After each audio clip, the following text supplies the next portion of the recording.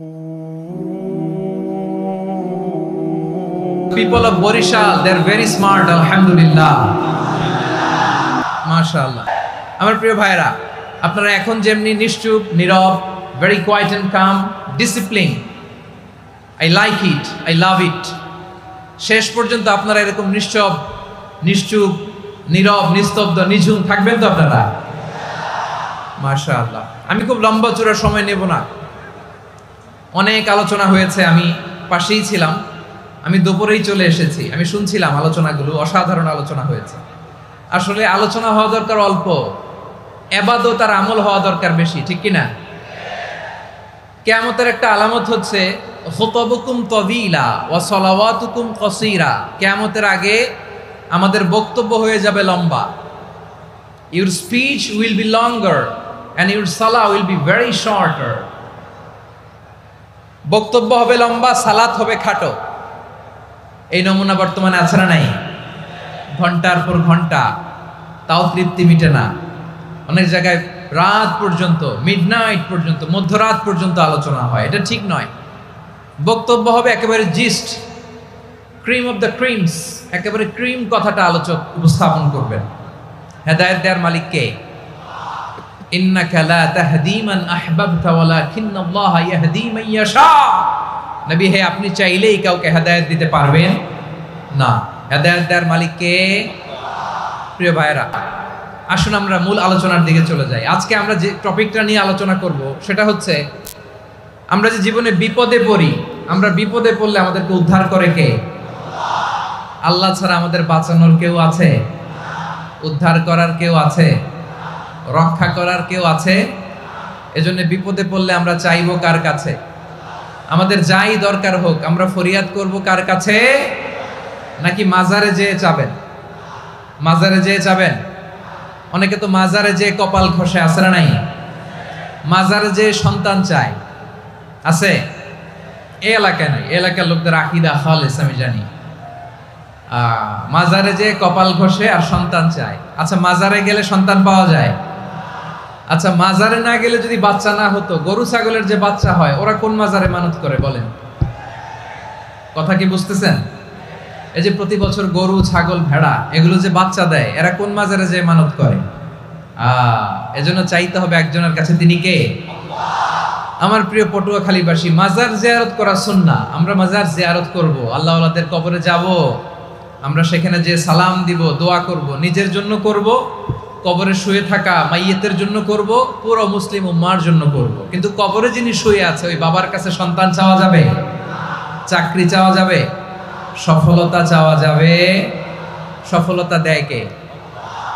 সবাই বলেন নাই, আওয়াজ করে বলেন, সফলতা দেওয়ার মালিক কে? এক কথাই রব্বুল আলামিন বলেন, ওয়া ইয়ামসাসকাল্লাহু বিদুররিন ফালা কাশিফা লাহু ইল্লা হু ওয়া ইয়ুরিদকা বিখাইরিন ফালা রাদ্দা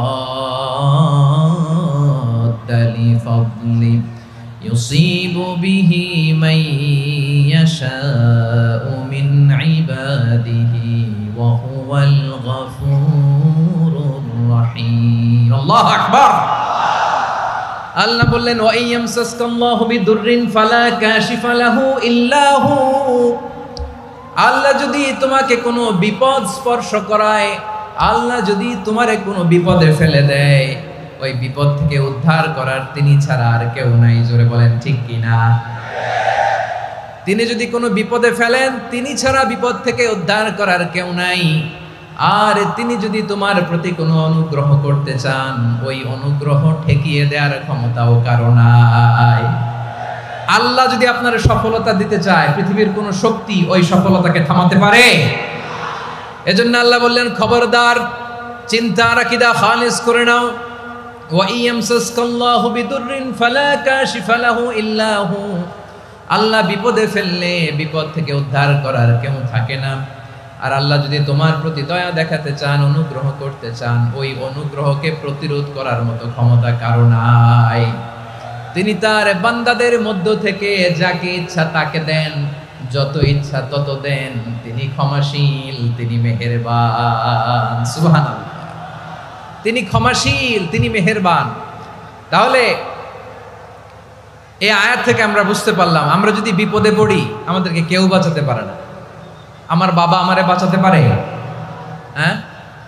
আমার মা আমাকে বাঁচাতে পারে? আমার বন্ধু আমারে বাঁচাতে পারে? আমার দলের কর্মী আমাকে বাঁচাতে পারে? আমার পীর সাহেব আমারে বাঁচাতে পারে?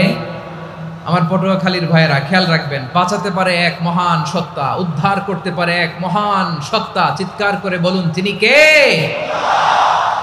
আবার আল্লাহ বললেন, আম্মাই ইউজিবুল মুত্তাররা ইযা দাআহু ওয়া ইয়াকশিফুস সুআ ওয়া ইয়াজআলুকুম খুলাফাআল আরদ আইলাহুম মা'আল্লাহ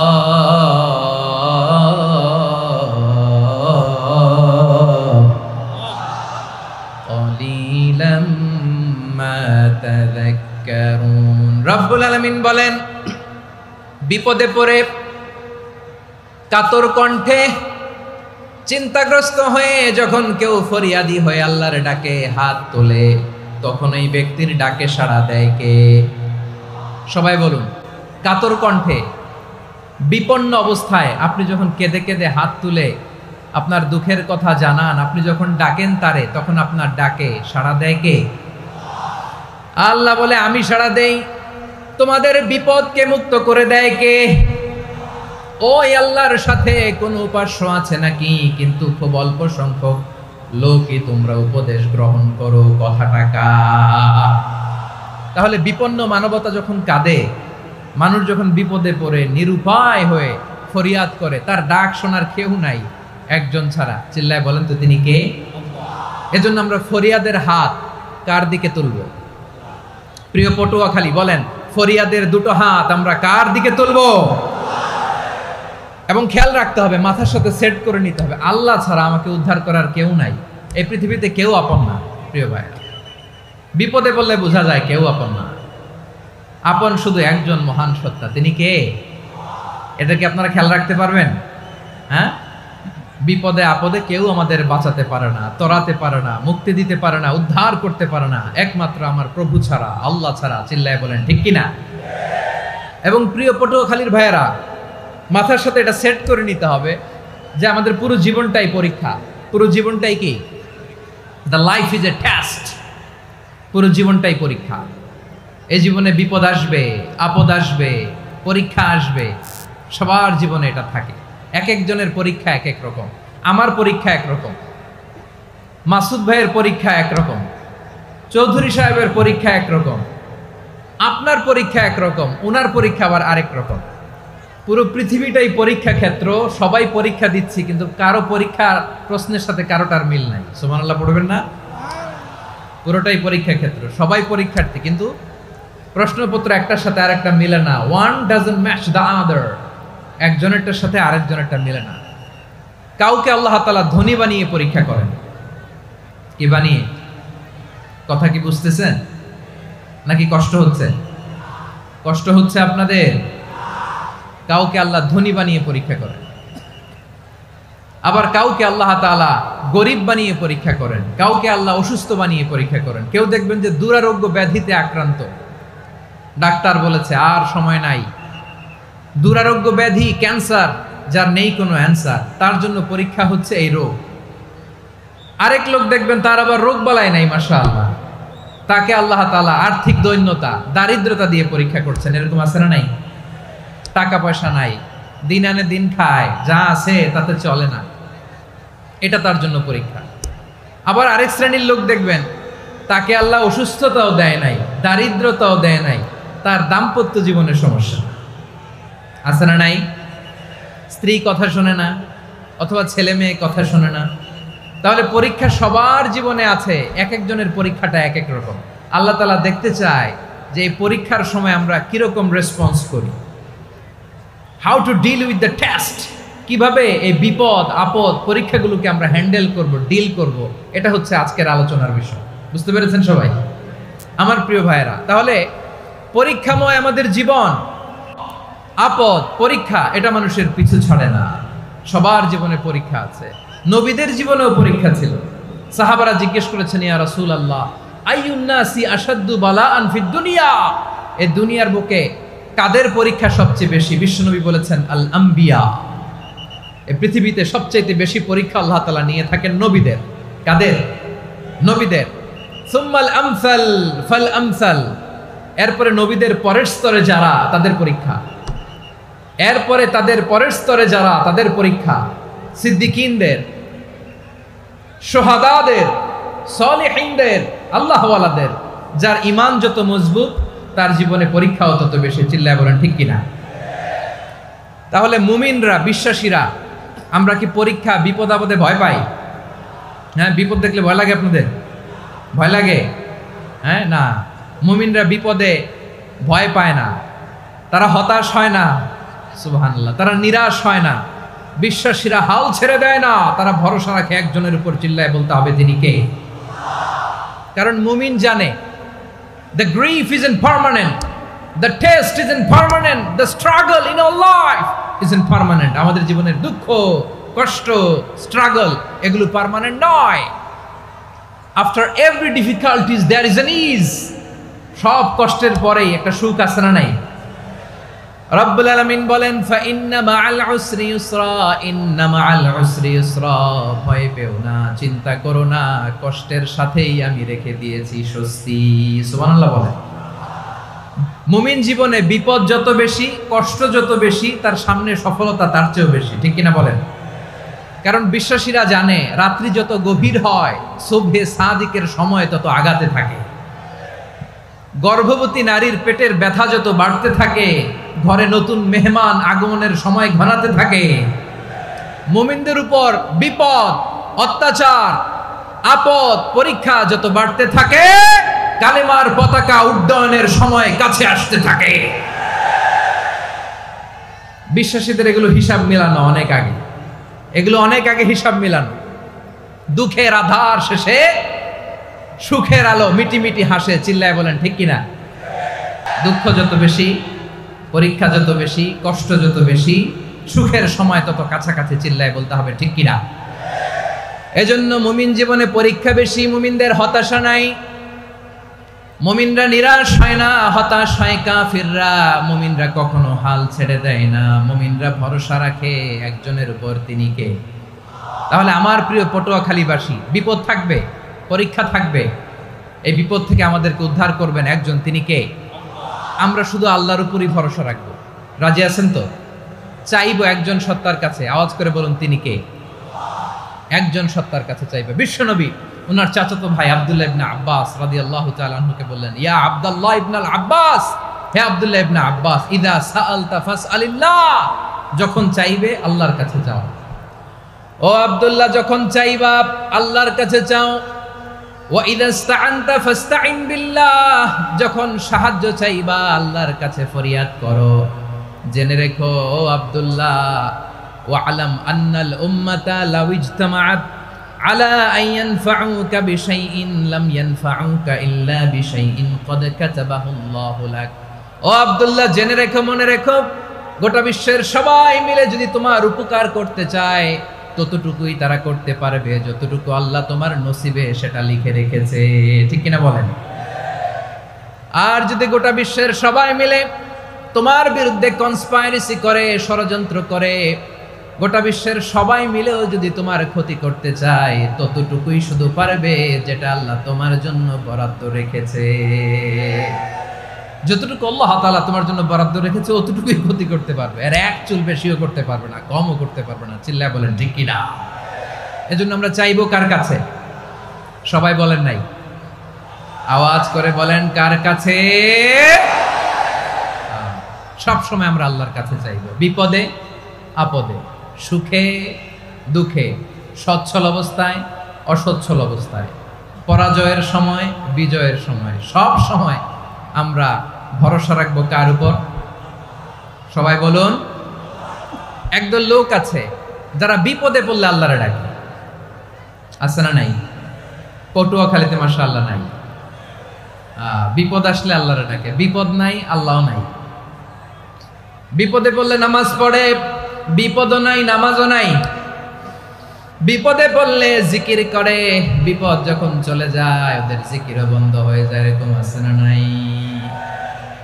কিছু লোক দেখবেন পরীক্ষা আসলে নামাজ পড়ে। আছে আছে জেনজি আওয়াজ করো, এরকম আছে? এই কমন পড়ে গেছে, কমন পড়ছে। দেখবেন পরীক্ষার সময় নামাজ পড়ে, পরীক্ষাও নাই নামাজও আছে। এরকম কিছু লোক আছে অসুস্থ হলে আল্লাহরে বড্ড ভালোবাসে, আল্লাহরে খুব ডাকে। অসুস্থ হইলে অসুস্থতাও নাই, আল্লাহ স্মরণও নাই। দেখবেন কিছু লোক নির্বাচন আসলে খুব আল্লাহওয়ালা হয়ে যায়। তখন দেখবেন মাথার মধ্যে হেজাব লাগায়, পাঞ্জাবি লাগায়, আল্লাহওয়ালা হয়ে যায়। নির্বাচনও নাই, এরপরে আল্লাহর কথাও নাই। আছে না নাই? না, এরকম হওয়া যাবে না। সব সময় আমরা আল্লাহরে ডাকবো, বিপদে আপদে সব সময় ভরসা রাখবো আমরা একজনের উপর। আওয়াজ করে বলেন, তিনি কে? এ কথায় আল্লাহ তাআলা আমাদের চোখে আঙ্গুল দিয়ে জানিয়ে দিলেন, ফাইদা রাকিবু ফিল ফুলকি দা'আবুল্লাহ মুখলিসিনা লাহুদ্দিন ফালাম্মা নাজ্জাহুম ইলাল বাররি ইযা হুম ইউশরিকুন। আল্লাহ বলে, একদল লোক আছে, তারা যখন নৌযানে চড়ে, জলযানে চড়ে, সাগরের মধ্যে যখন জাহাজে চড়ে, লঞ্চে চড়ে, তারা যখন তুফানের সম্মুখীন হয়, তখন তারা আল্লাহরে বড্ড বেশি ডাকে, একান্ত ভাবে ডাকে, বিশুদ্ধ চিত্তে ডাকে। আবার তুফান থেকে তাদেরকে সেফ জোনে নিয়ে, নিরাপদ জোনে নিয়ে যখন বন্দরে আমি আল্লাহ তাদেরকে ভিড়িয়ে দেই, ওই লোকগুলো আবার আমি আল্লাহর সাথে শিরিক করে। এরকম আছে না নাই? জাহাজে উঠছে, সাগরের মাঝখানে তুফান, ওই সময় দেখবেন আল্লাহ কারে কয়। এই কথা তো আপনাদেরকে বোঝানো সহজ, আপনারা তো নদীর দেশের মানুষ। লঞ্চে চড়েন নাই কারা কারা? দেখি, লঞ্চে চড়ছেন? হ্যাঁ, লঞ্চে চড়ে নাই এরকম একজনও নাই এখানে। আচ্ছা, লঞ্চে উঠছেন কে কে? দেখি। মাশাআল্লাহ মাশাআল্লাহ মাশাআল্লাহ, ঠিক আছে, আপনাদের বোঝানো সহজ। আচ্ছা, লঞ্চে উঠে তুফানের সম্মুখীন হয়েছেন, জলোচ্ছ্বাস সবাই? মাশাআল্লাহ।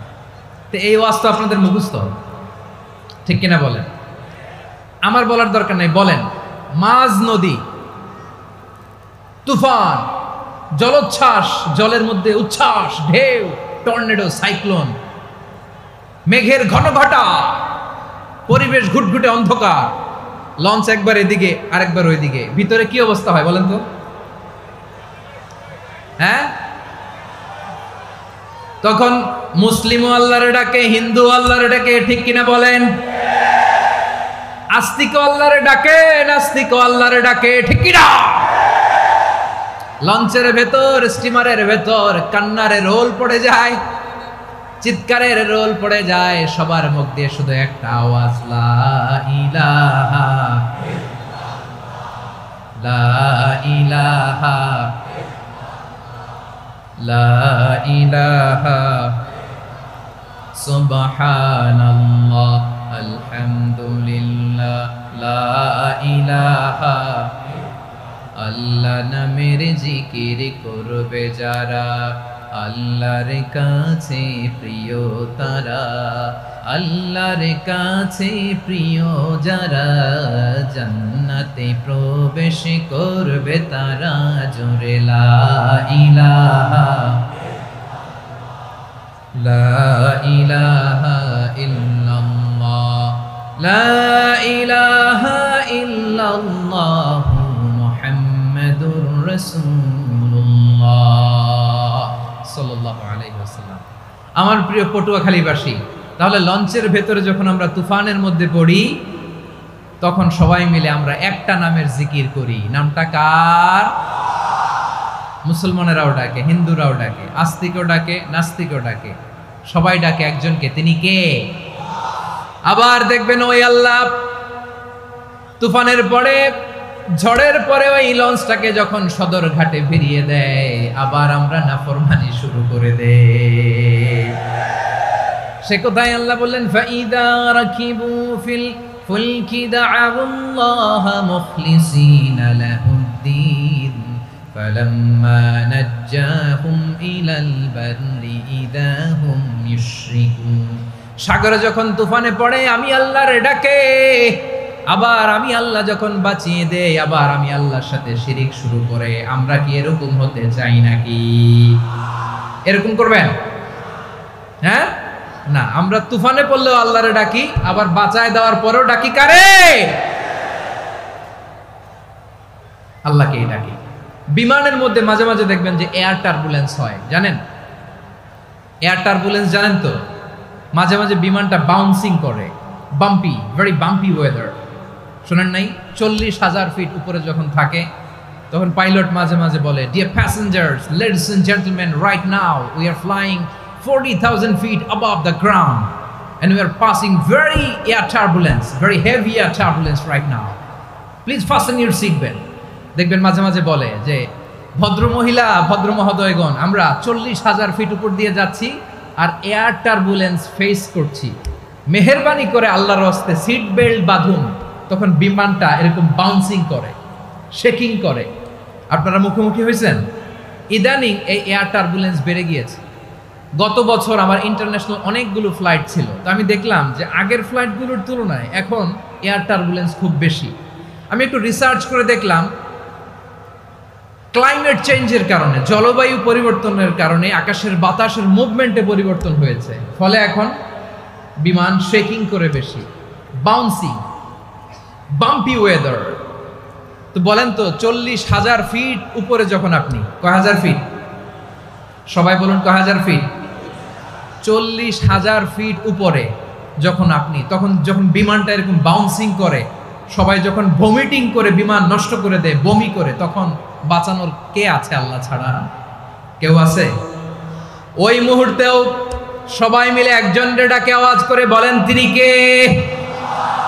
মাঝে মাঝে কিছু সোশ্যাল মিডিয়ায় কিছু ভিডিও পাওয়া যায় যে হেভি যখন এয়ার টার্বুলেন্স হয় 10 সেকেন্ড 15 সেকেন্ডের কিছু ভিডিও পাওয়া যায়, বিমানটা এরকম বাউন্সিং করছে, বাম্পি ওয়েদার, কাঁপছে, মানুষগুলো বমি করছে, অক্সিজেন মাস্কগুলো সব ঝুলে পড়েছে, বিমানটা শুধু কাঁপছে। তখন দেখবেন বিমানের ভেতরেও এরকম লঞ্চের মতো চিৎকার আছে না নাই? বিমানের ভেতরেও তখন চিৎকার। গত বছর হিথ্রো এয়ারপোর্ট থেকে সিঙ্গাপুর এয়ারলাইন্সের একটা ফ্লাইট, হিথ্রো টু চাঙ্গি, একটা ফ্লাইটে এমন বেশি এয়ার টার্বুলেন্সের শিকার হয়েছিল ওই এয়ারক্রাফটটা, 33 জন যাত্রী সেখানে আহত হয়েছে, একজন যাত্রী নিহত হয়েছে। কেবিন ক্রুজ, এয়ার হোস্টেস যারা আছে, একজনের নাক ফেটে, চোখ ফেটে, কপাল ফেটে, ব্লিডিং হয়ে শয়লা। প্রিয় ভাইয়েরা, ওই 40,000 ফিট উপরে বিমানটা যখন কাঁপবে, তখন আমাদেরকে আল্লাহ ছাড়া আর কেউ বাঁচানোর আছে? এত আস্তে বললে হবে? ওই কঠিন মুহূর্তে আমার বাবা আমারে বাঁচাতে পারে, আমার বন্ধু আমারে বাঁচাতে পারে। এই গ্রাউন্ডে, জমিনের বুকে আমার প্রোটোকল, আমার ক্ষমতা, আমার দাম্ভিকতা, কোনো কিছু আমারে বাঁচাতে পারে? একজন ছাড়া। চিল্লায় বলতে হবে তিনি কে? সে আল্লাহ বললেন, গোলাম আমি বিপদের সময় ঠিকই তোমাদের বাঁচিয়ে দেই। ওই বিমানের ভেতরে 40,000 ফিট উপরে যখন তোমরা এয়ার টার্বুলেন্সের শিকার হও, তখন নাস্তিকও আল্লাহরে ডাকে, হিন্দু আল্লাহরে ডাকে। জোরে বলেন ঠিক কিনা? আবার বিমানটা যখন শান্ত হয়ে যায়, একটু পরেই বিমানের স্ক্রিনের মধ্যে হিন্দি সিনেমা খোঁজে। বিমানের স্ক্রিনে কিন্তু বিশাল ওখানে আফলাম ফিল্মের একেবারে বোঝাই করা। বিমানটা শান্ত হলে আবার হিন্দি সিনেমা দেখা শুরু করে। একটু আগে ডাকছিল কারে? কারে? দেখবেন বাংলাদেশে আমাদের ক্রিকেটাররা যখন অন্য কোনো দেশের সাথে খেলে, অনেক সময় এমন হয় বল বাকি একটা, রান দরকার 6টা। বল বাকি কয়টা? পটুয়াখালী বুঝে নাই বোধহয়। বল বাকি কয়টা? রান দরকার। আপনি দেখবেন ক্যামেরাম্যান তখন গ্যালারিতে খালি দেখায় দর্শকদের যে কি অস্থিরতা। হিপ হপ স্টাইলের মেয়েটা, যে মেয়েটার ওড়না এতক্ষণ ছিল গলায়, এতক্ষণ কইছিল, ওই মেয়েটা দেখবেন ওড়নাটা টেনে মাথায় দিয়ে এরকম মুনাজাত ধরতেছে, আল্লাহ আল্লাহ, একটা সক্কা, আল্লাহ আল্লাহ, আমার লাল সবুজের পতাকারে তুমি অপমানিত কইরো না আল্লাহ, ইন্ডিয়ার সাথে আমাদের খেলা আল্লাহ আল্লাহ, একটা সক্কা, একটা। পুরো খেলা জুড়ে এই মেয়ের ওড়না ছিল গলায়, কিন্তু যখন 1 বলে 6 রান দরকার, ওড়না চলে আসছে কোথায়? মাথায়। আবার মুনাজাত আছে না নাই? ঠিকই বাংলাদেশের দামাল ছেলে এমন এক শট মারলো, বল চলে গেল স্টেডিয়ামের বাইরে, ছক্কা, জিতে গেলাম আমরা। পুরো স্টেডিয়াম জুড়ে চিৎকার, হই হুল্লোড়, মौज মাস্তি। যেই মেয়েটা মাথার মধ্যে ওড়না দিয়ে এতক্ষণ সুবহানাল্লাহ সুবহানাল্লাহ বলে আল্লাহর কাছে দোয়া করেছে, ওই মেয়ে এখন আবার ওড়না ফেলে দিয়ে নাচা শুরু করে দিয়েছে। তাহলে আল্লাহর ভয়, আল্লাহর প্রতি আস্থা, বিশ্বাস, ভালোবাসা, এটা কি ক্ষণিকের জন্য? মানে আমার যখন লাগবে তখন আল্লাহর ইউজ করব নাকি? হ্যাঁ, বিপদে আপদে, সুখের সময় দুঃখের সময় সচ্ছল অসচ্ছল অবস্থায় বিশ্বাসীরা ভরসা রাখে একজনের উপর। চিৎকার করে বলে পটুয়াখালী, তিনি কে? সে আল্লাহ বললেন, গোলাম মনে করো না জাহাজ থেকে সদরঘাটে ভিড়িয়ে দিলাম তুমি নিরাপদ হয়ে গেছো। মনে করো না 40,000 ফিট থেকে সেফ ল্যান্ডিং এর পরে এয়ারপোর্টে নেমে গেলেই তুমি নিরাপদ হয়ে গেছো। ও মিয়া, বিপদ কি শুধু সাগরে আর আকাশে? ঘরের বিপদও, ঘরের ভেতরও বিপদ আসতে পারে কি পারে না? এজন্য সূরা মুলক আল্লাহ বললেন, আমিনতুম মান ফিস সামাই আন ইয়াখসিফা বিকুমুল আরদা ফাইদা হিয়া তামুর। তোমরা কি ভাবছো তোমরা নিরাপদ? সাগরের মধ্যে তুফান, আল্লাহ আল্লাহ ডাকলাম, সদরঘাটে যেয়ে পড়ছে, বাইসে গেছেন তো আপনি। আর পাবে আপনারে আল্লাহ? আল্লাহরে তো সাগরের মাঝখানে তো আল্লাহ আপনারে পাইছিল, আর তো পাবে না। আর পাবে আপনারে? আর আল্লাহ ধরতে পারবে আপনারে? ঘরের ভেতরও বিপদ দিয়ে আটকাতে পারে কে? 5 স্টার 7 স্টার হোটেলের ভেতরও আমাকে বিপদের মধ্যে ফেলে দিতে পারেন কে? আল্লাহ বললেন, তোমরা কি ভেবেছো তোমরা নিরাপদ? আমি চাইলে ল্যান্ডস্লাইডস, ভূমি ধস দিয়ে 1 লক্ষ 1 মুহূর্তে নিয়ে যেতে পারি। এক সুনামি দিয়ে থাপ্পড় মেরে 3 লক্ষ সাগরের ভেতরে ঢুকায় দিতে পারি। 1 সেকেন্ডও লাগে না আমার। أم أمنتم من في السماء أن يرسل عليكم حاصبا فستعلمون كيف نذير। আল্লাহ চাইলে আকাশ থেকে পাথর বৃষ্টি নাজিল করতে পারেন কি পারেন না? এই মুহূর্তে এখানে ভূমিকম্প দিতে পারেন কি পারেন না? আচ্ছা, ভূমিকম্প যখন হয় আমাদের কারো হুঁশ থাকে? আপনি মনে করছেন আমরা সাধারণ মানুষ, আমরা দৌড় দেই, আর প্রেসিডেন্ট প্রধানমন্ত্রী ওনারা বুঝি খাটে শুয়ে থাকে? কথা বুঝে নাই বোধহয়। ভূমিকম্প, আর্থকোয়েক যদি হয়, বাঁচার জন্য আমরা কি করি? হয় খাটের তলায়, ডাইনিং টেবিলের নিচে, উপরে শক্ত কিছু আছে এটার নিচে, অথবা ঘর থুইয়া দেও দৌড়। তো প্রধানমন্ত্রী উনি কি করে? প্রেসিডেন্ট উনি কি করে? হ্যাঁ, উনি খাটের মধ্যে যে শুয়ে থাকে নাকি? উনিও দৌড়, সাধারণ মানুষও দৌড়, প্রধানমন্ত্রীও দৌড়, বাড়িওয়ালাও দৌড়, ভাড়াটিয়াও দৌড়, সবাই দৌড়। নাকি ভাড়াটিয়ারা বাড়ি থুইয়া দৌড়, বাড়িওয়ালারা আর বেরোয় না? এরকম না। তাহলে যে কোনো মুহূর্তে ভূমিকম্প দিয়ে নাস্তানাবুদ করতে পারে কে? আমার প্রিয় ভাইয়েরা, আমরা নিরাপদ নই, আমরা তার দয়ায় বেঁচে আছি। কার দয়ায়? এজন্য আল্লাহ বললেন, গোলাম যে কোনো মুহূর্তে বিপদ দিয়ে তোমাদেরকে নাস্তানাবুদ করতে পারি। বিশ্বাসী বলে যদি নিজেকে দাবি করো, সব সময় ডাকতে হবে একজন সত্তাকে। বলেন তিনি কে? এই কথা ক্লিয়ার? এই সবগুলো উদাহরণ শেষে সবার কাছে ক্লিয়ার হয়েছে না যে বিপদ থেকে, আপদ থেকে, পরীক্ষা থেকে, ক্যালামিটি থেকে আমাদেরকে কেউ বাঁচাতে পারে না একজন সত্তা ছাড়া। আবারও বলেন তো তিনি কে? ক্লিয়ার? হ্যাঁ, সবাই বুঝতে পারছেন? আচ্ছা, এবার আমরা দেখি বিষ্ণু ঈসা ইসলামের জীবনে বিপদ আপদ ছিল কিনা। উনি বিপদ আসলে কিভাবে ডিল করতেন, বিপদ আসলে কোন দোয়া পড়তে হয়, কিভাবে ফরিয়াদের হাত উত্তোলন করতে হয়, কিভাবে রবের দরবারে নতজানু হয়ে ফরিয়াদ করতে হয়, এটা জানার দরকার আছে না নাই? আসুন আমরা বিষ্ণুনবীর জীবনী থেকে দেখি বিপদ আসলে উনি কি করতেন। বিপদ আসলেই প্রথমে বিষ্ণু ঈসা ইসলাম একটা দোয়া পড়তেন। কি পড়তেন? তিনি পড়তেন, ইন্না লিল্লাহি ওয়া ইন্না ইলাইহি রাজিউন। নিশ্চয় আমরা আল্লাহর জন্য, নিশ্চয় আমরা কার দিকে ফিরবো ভাই? আবার কার দিকে ফিরবো? আওয়াজ করে বলুন তো, আমরা এসেছি কার কাছ থেকে, আবারও ফিরে যাব কার কাছে? এজন্য বিষ্ণুই পড়ছেন, ইন্না লিল্লাহি ওয়া ইন্না ইলাইহি রাজিউন। নিশ্চয় আল্লাহর জন্য, ওই আল্লাহর দিকেই আমরা ফিরে যাব। তারপরে বিশ্বনবী পড়তেন, আল্লাহুম্মা আজুরনি ফি মুসিবাতি ওয়াখলুফ লি খায়রাম মিনহা।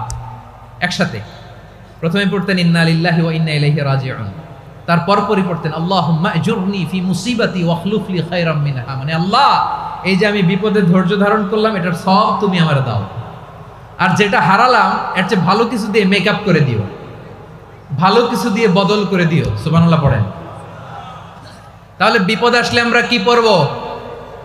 কথা বলেন। এই যে আমি শুয়েছিলাম, নাশিদ গাচ্ছিল ওরা, এদেশে পরস্পরে দেখা হলে দেয় সালাম, এদেশে আমজনতার হৃদয় জুড়ে পাকালাম, এদেশে বিপদ এলে সর্বজনে সর্বক্ষণে দোয়া পড়ে ইন্না লিল্লাহ, কি পড়ে? সুবহানাল্লাহ সুবহানাল্লাহ সুবহানাল্লাহ সুবহানাল্লাহ। এদেশে আজান শুনে সূর্য ওঠে শহর গ্রামে, এদেশে আজান শুনে সূর্য ডুবে সন্ধ্যা নামে, এদেশে সকল কাজে সবাই বলে বিসমিল্লাহ, এদেশে ভালো কিছু দেখে শুনে হাসি মুখে সবাই বলে মাশাআল্লাহ। সুবহানাল্লাহ পড়েন। তাহলে বিপদ এলে আমরা কি পড়ি? কথা বুঝলে সবাই উত্তর দিতে হবে, বিপদ এলে কি পড়ি? তাহলে বিপদ এলেই আমরা এখন থেকে ইন্না লিল্লাহ পড়বো, নাকি হাই হুতাশ করবেন? একদল আছে হাই হুতাশ করে, হায় আল্লাহ রে মোর কি হইল রে, মুই কি হরমু রে, মুই কমবে জামু রে, আছে না নাই? এরকম বিলাপ করতে নিষেধ করেছেন বিশ্বনবী। কি করব, কই যাব, কি হবে, হায় হায়, এরকম হাহুতাশ আছে না নাই? বিশ্বাসীরা হাহুতাশ করে না, তারা ইন্না লিল্লাহ পড়ে। কি পড়ে মনে থাকবে? আমরা পড়বো ইন্না লিল্লাহি ওয়া ইন্না ইলাইহি রাজিউন। নিশ্চয়ই আমরা আল্লাহর জন্য, আমরা আল্লাহর দিকেই ফিরে যাব। এরপর পড়বো আল্লাহুম্মা আজুরনি ফি মুসিবাতি ওয়াখলুফ লি খায়রাম মিনহা, আল্লাহ আমি যে বিপদে ধৈর্য ধারণ করলাম এটার সওয়াব দিও, আর যা হারালাম তার চেয়ে ভালো কিছু দিয়ে বদল করে দিও। সুবহানাল্লাহ পড়েন। বিশ্বনবীর হাদিস শুনলেন উম্মে সালামা রাদিয়াল্লাহু তাআলা আনহা, ওনার স্বামী হলো আবু সালামা। মজার ঘটনা খেয়াল করে শুনেন আমার প্রিয় কলিজার টুকরা ভাইয়েরা, কানগুলো খরগোশের কানের মতো খাড়া করে আমার দিকে তাকান। সাইয়্যিদাতুনা উম্মে সালামা রাদিয়াল্লাহু তাআলা আনহা, ওনার স্বামীর নাম আবু সালামা। শ্রেষ্ঠ দম্পতি, শ্রেষ্ঠ ফ্যামিলি। প্রথমে হিজরত করেছিলেন হাবাসায়, পরে হিজরত করেছেন মদিনায়। উহুদ যুদ্ধের পরে ওনার স্বামী আবু সালামা ইন্তেকাল করলো, শহীদ হলো। সুবহানাল্লাহ পড়েন। যখন আবু সালামা ইন্তেকাল করলো, উম্মে সালামা রাদিয়াল্লাহু তাআলা আনহা কেঁদে কেঁদে হয়রান। আর নবীর শিখানো বাণী অনুযায়ী তিনি বারবার পড়ছিলেন ইন্না লিল্লাহ। কি পড়ছিলেন? মুই কই যামু, কি হরমু, এগুলো বলে নেই। কি বলছে? ইন্না লিল্লাহ।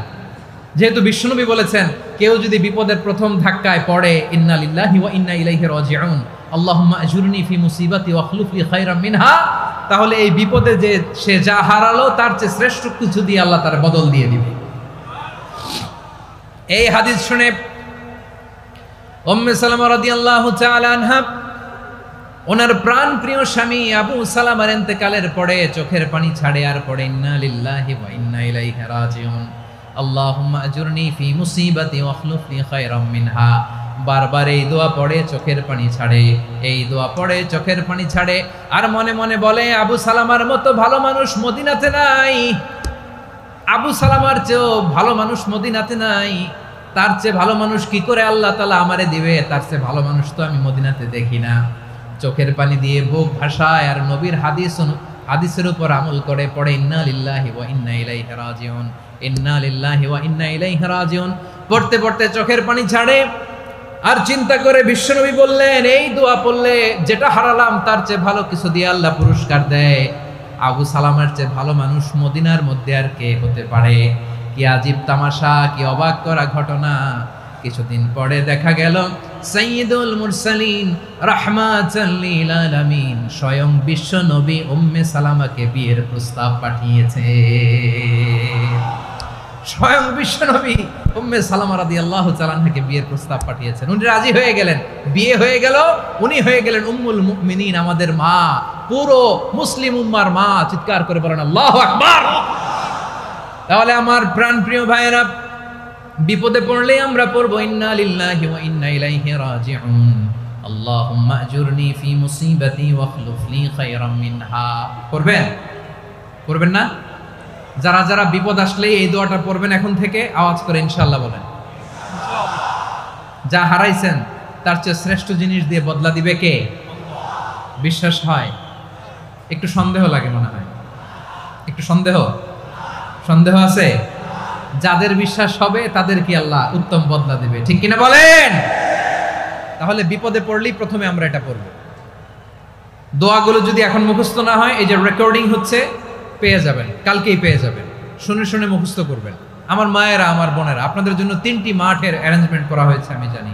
আপনারাও এই দোয়াগুলো পড়বেন, আপনার স্বামীকে শেখাবেন, সন্তানকে শেখাবেন, আপনার পুরো পরিবারটাকে জান্নাতের টুকরো বানিয়ে দিবে কে? তাহলে বিপদ আসলে প্রথমে কি পড়তে হবে এটা জেনে গেলাম। এরপরে বিপদ আসলে নিজেকে কি করে আল্লাহর কাছে সঁপে দিতে হয় এটাও জানার দরকার আছে না নাই? বিপদে প্রথমে ইন্নালিল্লাহ পড়লাম, ধৈর্য ধারণ করলাম, বিপদ থেকে উদ্ধারের সর্বোচ্চ চেষ্টা করলাম। আমার কাজ যখন শেষ তখন আমি আমার এই বিষয়টা আল্লাহর কাছে সঁপে দিব। কার কাছে সুপর্দ করব? কার কাছে? বিপদে বললে কেমন করে নিজেকে আল্লাহর কাছে সঁপে দিতে হয় আসুন সাইয়েদনা ইব্রাহিম আলাইহিস সালামের জীবনী থেকে জানি। আল্লাহর খলিল ইব্রাহিম আলাইহিস সালাম আমাদের মতো সমাজ ব্যবস্থা পায় নাই। আমরা জন্মের পরে আমাদের কানের ভেতরে আজান দিয়েছে কে? একামত দিয়েছে কে? আমাদের বাপদাদারা আমাদের কানে আজান দিয়েছে কি? দেয় নাই। আমাদের জন্মের পরেই তো আজান, একামত, বাড়ির পাশে মসজিদ, প্রতিদিন আজান, জুমার খুতবা, প্রতি মাসে মাসে তাফসিরুল কোরআন মাহফিল, মসজিদ, মিনারা, অভাব নাই, ঠিক কিনা বলেন? আপনি যেই সুন্দর ইসলামিক এনভায়রনমেন্ট পেয়েছেন, আমাদের ইব্রাহিম খলিল উনিও কি এরকম পেয়েছিলেন? হ্যাঁ, উনি জন্মের পর পরে ওনার কানে আজান দিয়েছে কেউ? আমার প্রিয় ভাইরা, আগা গোড়া একটা শিরকি পরিবেশ উনি জন্মগ্রহণ করেছেন। উনি ছাড়া ওই তল্লাটে একজনও আল্লাহর উপর বিশ্বাসী নাই। কল্পনা করতে পারেন? গোটা তল্লাটে, গোটা দেশে বিশ্বাসী মুমিন, আল্লাহর উপর বিশ্বাস স্থাপনকারী কয়জন? সবাই বলেন কয়জন? বাকি সব মুশরিক। বাকি সব মুশরিক নিজের সাথে নিজে শক্ত বোঝাপড়া করে, অ্যানালজি করে, সেলফ কনভারসেশন করে উনি মহা সত্যের সন্ধান পেয়েছে। উনি আকাশের তারা দেখে ভাবে মনে হয় এটাই আমার খোদা। পরে দেখে তারা নাই, মনে মনে বলে না তাইলে এটা না। আবার চাঁদ দেখে বলে চাঁদটা বড় মায়া লাগে, মনে হয় এটাই আমার রব। পরে দেখে চাঁদও নাই, কয় না এটা না। এরপরে দ্বিপ্রহরের জলজলে সূর্যটা খা খা করে গোটা পৃথিবীটারে রৌদ্র দিয়ে তাতিয়ে রাখে। তিনি ভাবলেন মনে হয় এটাই আমার রব, কারণ এটাই তো সবচেয়ে বড়। কিন্তু বিকেল বেলা ওই সূর্যটাও যখন চলে যায়, সাইয়েদনা ইব্রাহিম বলে না এটাও তো নাই। আমার খোদা যদি আমারে ছেড়ে চলে যায়, বিপদে পড়লে আমারে উদ্ধার করবে কে? এভাবে নিজের সাথে অ্যানালজি, সেলফ কনভারসেশন করতে করতে করতে তিনি মহা সত্যের সন্ধান পেয়েছেন। সুবহানাল্লাহ। সব শেষে তিনি ডিসিশন, নিশ্চয় আমি এমন সত্তার দিকে মনোনিবেশ করলাম, মুখাপেক্ষী হলাম, যিনি আকাশ বানিয়েছেন, জমিন বানিয়েছেন, আমি মুশরিক নই। সুবহানাল্লাহ। পারতেন? আপনি পারতেন? কেউ নাই, লক্ষ লক্ষ মুশরিক, আপনি একা। ওনার মতো এরকম বিচক্ষণতা দিয়ে আল্লাহরে খুঁজে পাইতে পারতেন আপনি? কি নবী ছিল, আল্লাহকে খুঁজে পেয়েছে। যখন আল্লাহর ইবাদত শুরু করলো, এই কথা ছড়ায় পড়লো চারদিকে। নমরুদ সাইয়েদনা ইব্রাহিমকে ডেকে পাঠালেন। নমরুদ বলে, ইব্রাহিম তুমি নাকি মূর্তির পূজা না করে কোন নতুন রবের ইবাদত করো, কে তোমার রব? সাইয়েদনা ইব্রাহিম বললেন, রব্বি আল্লাযী ইউহয়ী ওয়া ইউমীত, আমি এমন রবের ইবাদত করি যিনি জীবন দেন, যিনি মৃত্যু দেন। নমরুদ বলে, তাই নাকি? তোমার রব জীবন দেয়, মৃত্যু দেয়? আর এটা তো আমি দেই, আমিও তো জীবন দেই, আমিও তো মৃত্যু দেই। সাইয়েদনা ইব্রাহিম বললেন, কেমন করে তুমি জীবন দাও, মৃত্যু দাও, একটু দেখাও তো। নমরুদ জেলখানা থেকে দুজন কয়েদিকে ডেকে আনলো। কয়েদি এনে অর্ডার করলো, একটাকে এখনই শিরোচ্ছেদ, হেড অফ, ডেথ পেনাল্টি, মৃত্যুদণ্ড দেয়া হলো। ফিনকি দিয়ে রক্ত বেরোলো। নমরুদ বলে, দেখো দুজনকে ধরে আনলাম, একজন কয়েদিকে দিলাম ডেথ পেনাল্টি, মৃত্যুদণ্ড, ওরে মৃত্যু দিলাম। আরেকজন যে দাঁড়িয়ে আছে, চাইলে ওরেও আমি মৃত্যুদণ্ড দিতে পারি, কিন্তু না, ওরে আমি দিব না, ওরে আমি বাঁচায় দিলাম, ছেড়ে দিলাম, মানে জীবন দিলাম। দেখো ইব্রাহিম, তোমার চোখের সামনে একজন রে মৃত্যু দিলাম, আর একজন রে জীবন দিলাম। আপাত দৃষ্টিতে তাই তো, একজনের তো জীবন দিল, আরেকজনের মৃত্যু দিল। সাইয়েদনা ইব্রাহিম এবার বিপাকে পড়ে গেলেন। কিন্তু এক একজন নবীকে আল্লাহ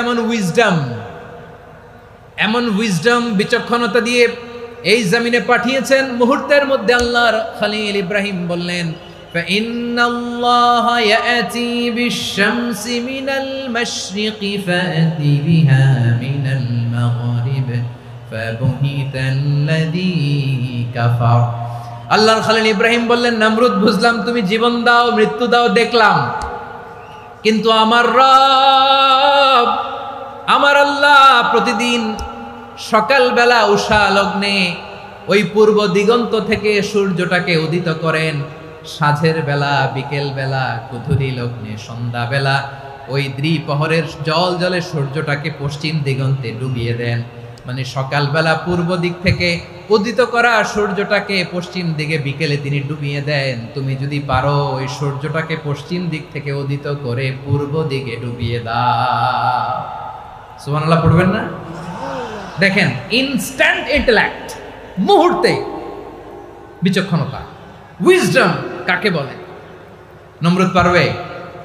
নমরুদের বাপ পারবে?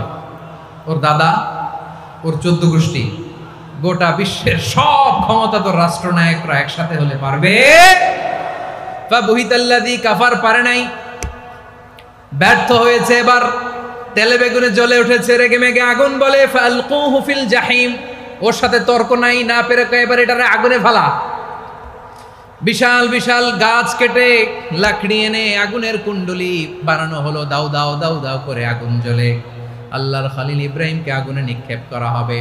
আল্লাহর খলিল সাইয়েদনা ইব্রাহিমের হাতের মধ্যে রশি দিয়ে টাইট করে বাঁধা হলো, পায়ের মধ্যেও টাইট করে রশি দিয়ে বাঁধা হলো। আল্লাহর খলিল ইব্রাহিমকে আগুনের কুণ্ডলির মধ্যে ফেলা হবে। ওমিয়া, আপনি যে বিপদের কারণে ভয় পান, হতাশ হন, এটা কোনো বিপদ ওনার বিপদের সামনে? পটুয়াখালী আওয়াজ করে বলুন, সাইয়েদনা খলিল ইব্রাহিমের বিপদের সামনে আমাদের বিপদগুলো কোনো বিপদ? এটা কোনো বিপদই না, এটা কোনো বিপদই না। হাত পা বেঁধে টাইট করে নিক্ষেপ করা হবে, সিম্পলি ফেলা যাবে না, কারণ দাও দাও করে দ্য ব্লেজিং ফায়ার, এমন আগুনের কুণ্ডলি কাছে যাওয়া যায় না, আগুনের উত্তাপে নিক্ষেপ করা হবে। হাতে রশি বেঁধে পায়ে রশি বেঁধে আল্লাহর খলিল ইব্রাহিম আলাইহিস সালামকে আগুনের মধ্যে নিক্ষেপ করা হবে।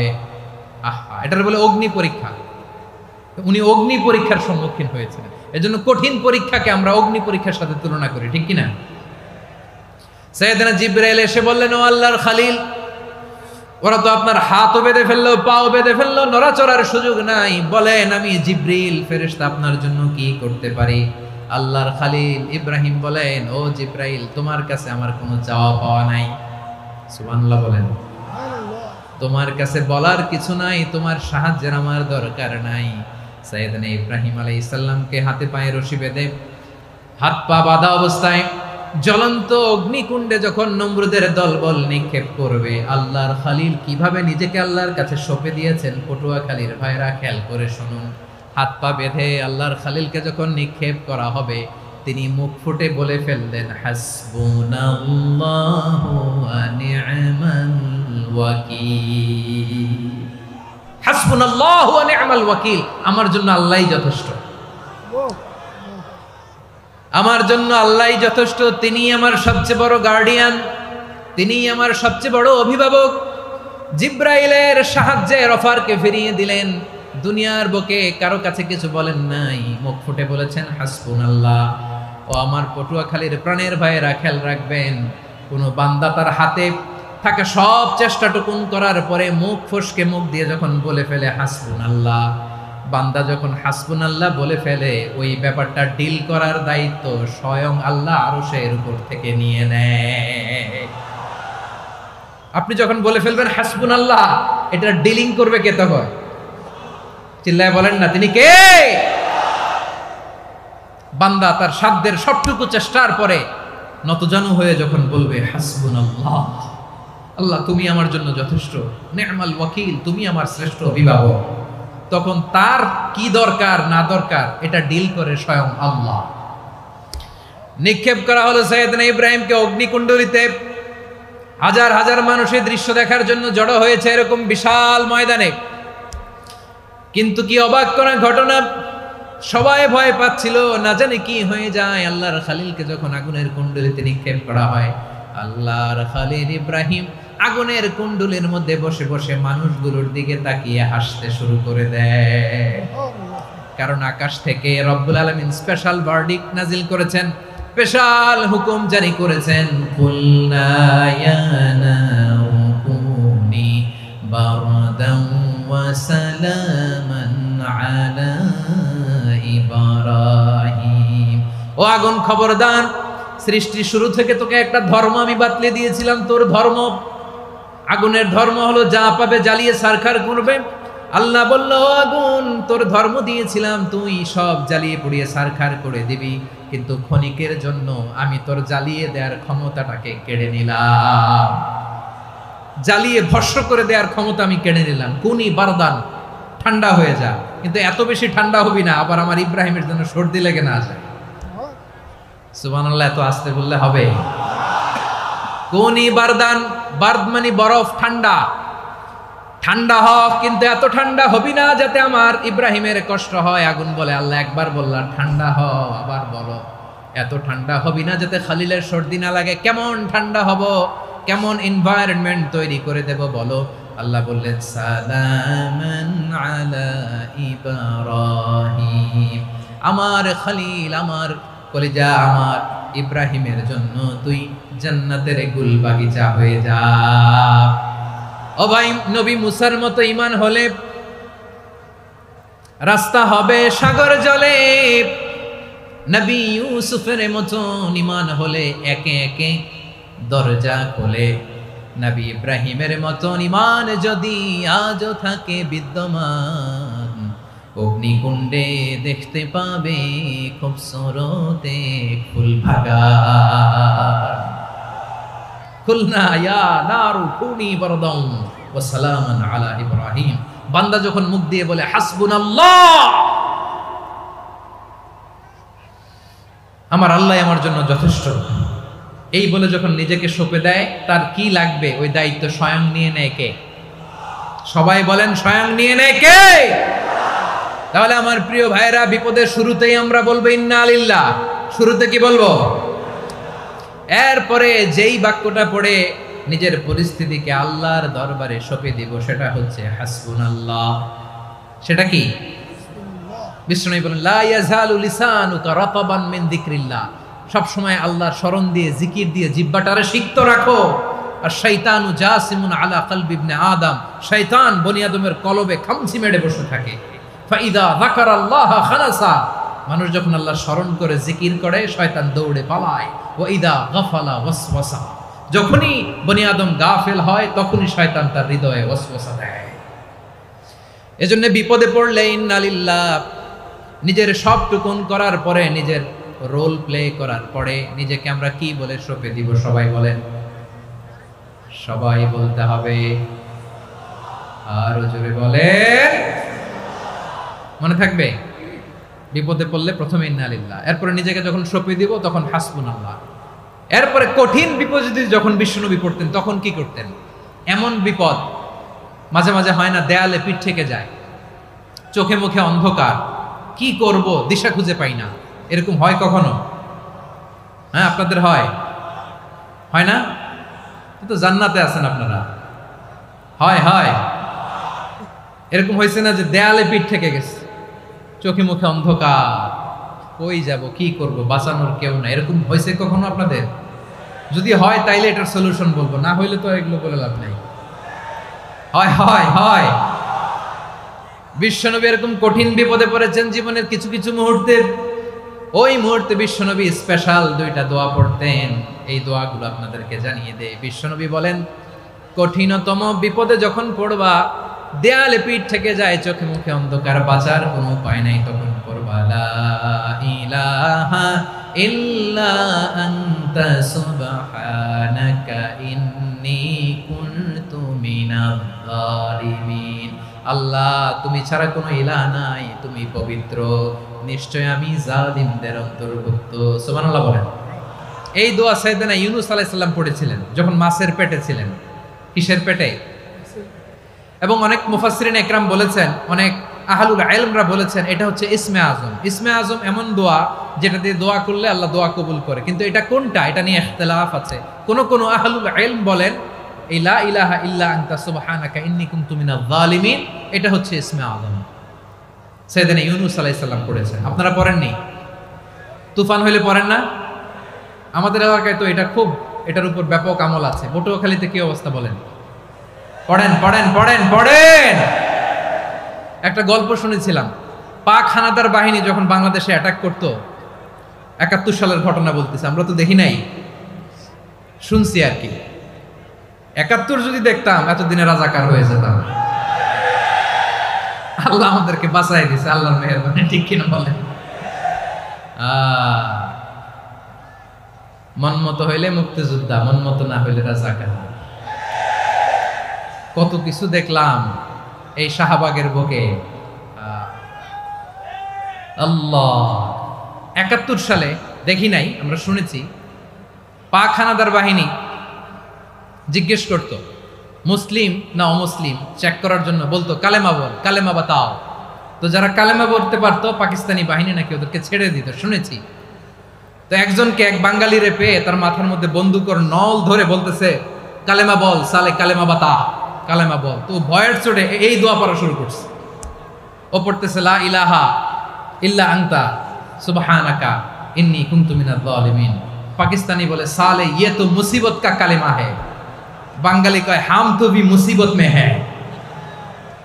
পাকিস্তানি বলে বেটা কোন দোয়া বললি, এটা তো মুসিবতের কালেমা। কয় আমিও তো মুসিবতে আছি, আমার মাথার মধ্যে বন্দুক ধরে তুমি আমার কালেমা জিজ্ঞেস করো, এখন কোনটা কালিমা আর কোনটা কি দোয়া, আমার হুঁশ আছে নাকি?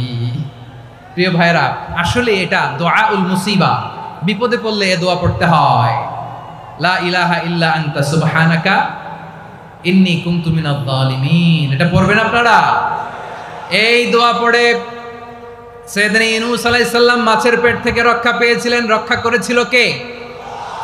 তুমি ইউনূস নবীরে যখন খাইলো মাছেতে গিলিয়া, ফেরেশতা পাঠাইয়া দিলে ইসমে আজম দিয়া।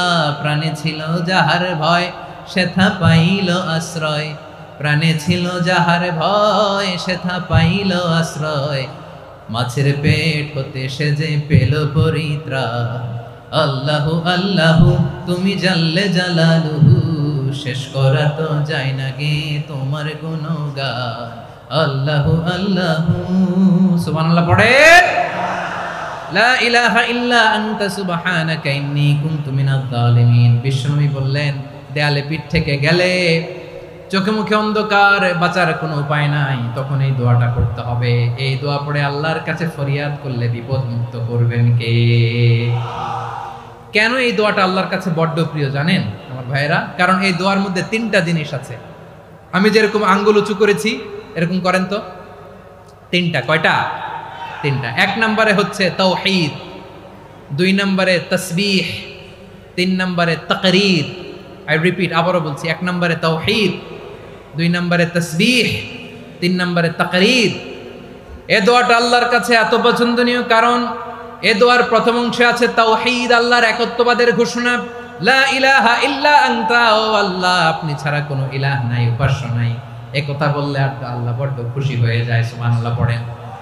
এ দোয়ার দ্বিতীয় অংশে আছে তাসবিহ, মানে আল্লাহর প্রশংসা, প্রশংসা সূচক বাণী। সুবহানাক সুবহানাক সুবহানাক, ও আল্লাহ আমি আপনার পবিত্রতা ঘোষণা করছি, সুবহানাক। এই কথা শুনলেও আল্লাহ খুশি হয়ে যায়, সুবহানাল্লাহ পড়েন। এই দোয়ার তৃতীয় অংশে আছে তাকরীর, তাকরীর মানে পাপের স্বীকৃতি। তাকরীর মানে কি?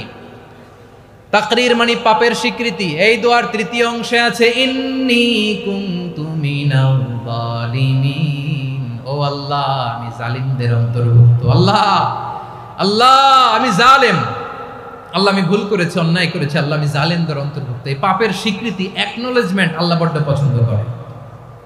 যখন আল্লাহর কাছে আপনি ছোট হবেন, ছোট হতে হতে যত ছোট হবেন ওই দৃশ্যটা দেখতে আল্লাহ বড্ড পছন্দ করে, সুবহানাল্লাহ বলে। 3 নম্বর অংশ ইন্নী কুনতু মিনাজ জালিমিন, আল্লাহ আমি জালেমদের অন্তর্ভুক্ত।